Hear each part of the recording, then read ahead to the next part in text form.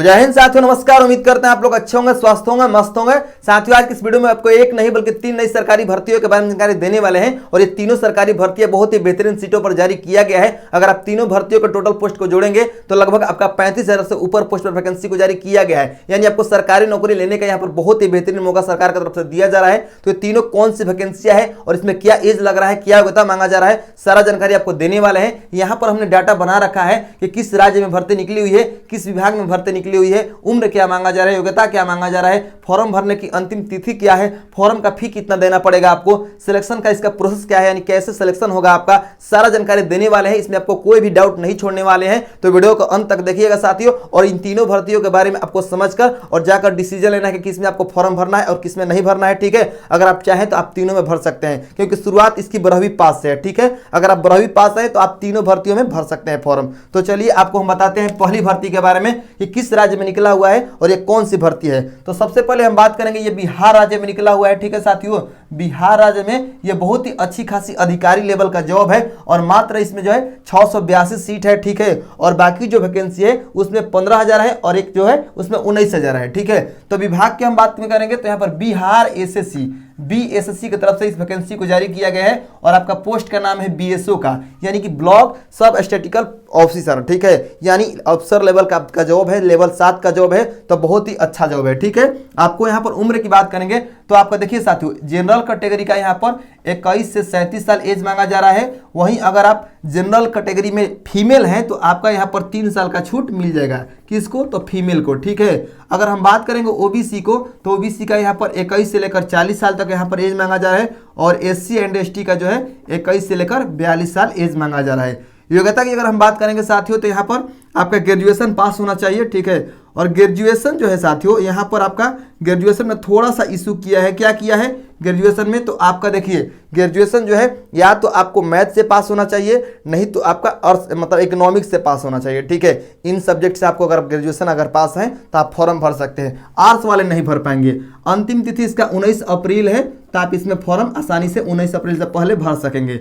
Form की फी के बारे में बात करेंगे तो 540 रुपये यहाँ पर फी लग रहा है और वहीं फीमेल का जो है यानी कि लड़कियों का 135 रुपया फी यहाँ पर देना पड़ेगा। ठीक है, अब यहाँ पर हम बात करेंगे सिलेक्शन प्रोसेस की। तो देखिए साथियों, इसमें आपका सबसे पहले रिटन एग्जाम होगा और रिटन एग्जाम के बाद देखिए रिटन जब आपका एग्जाम होगा तो इसमें आपका 2 एग्जाम होगा। रिटन एग्जाम में क्या होगा? आपका 2 एग्जाम होगा। पहला में आपका प्री होगा, ठीक है, और दूसरा जो है आपका मेंस होगा। यानी कि इसमें आपका 2 एग्जाम होने वाला है। प्री में आपका 150 क्वेश्चन पूछा जाएगा और मेंस में भी आपका 150 क्वेश्चन पूछा जाएगा।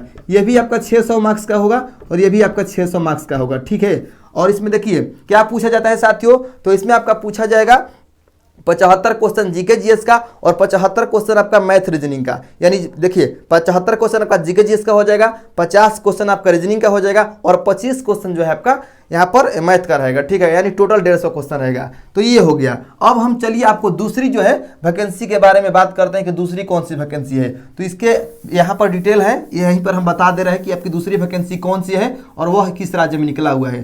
तो देखिए साथियों, जो दूसरी आपका वैकेंसी है वह अभी बिहार में ही निकला हुआ है और आप शायद जानते भी होंगे इस वैकेंसी के बारे में। उस वैकेंसी का नाम है आपका बिहार पुलिस का। ठीक है, यानी कि सीएसबीसी जो विभाग है उसके तरफ से जारी किया गया है 19,838 पदों पर। ठीक है, और उम्र की बात करेंगे साथियों तो आपका 18 से लेकर 25 साल यहाँ पर लग रहा है जनरल वालों के लिए। ठीक है, और वहीं अगर आप ओबीसी से आते हैं, यानी कि ओबीसी में देखिए ओबीसी में बिहार में 2 भाग है आपका, एक है ईबीसी यानी कि BC1 और एक है आपका BC2 यानी कि BC। तो यहाँ पर ओबीसी को 2 भागों में बांटा गया है और दोनों के लिए यहाँ पर 2 साल छूट है और SC ST को यहाँ पर 5 साल का छूट है। 5 साल का छूट है।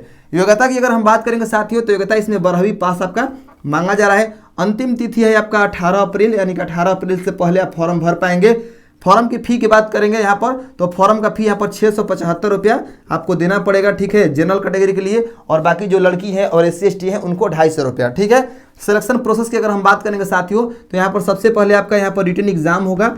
रिटन एग्जाम होने के बाद में साथियों उसके बाद में आपका फिजिकल कराया जाएगा अगर आपका रिजल्ट हो जाएगा तो, और फिजिकल बेसिस पर आपका जो है मेरिट बनता है यहाँ पर। तो ये हो गया आपका बिहार पुलिस के बारे में जानकारी। और मेरिट के बाद में आपका मेडिकल होता है। ठीक है, अगर आपका मेरिट आ जाएगा तभी जाकर आपका मेडिकल कराया जाएगा, यानी इसमें ज्वाइनिंग के बाद मेडिकल होता है। ठीक है, तो ये हो गया हमारा दूसरी वैकेंसी।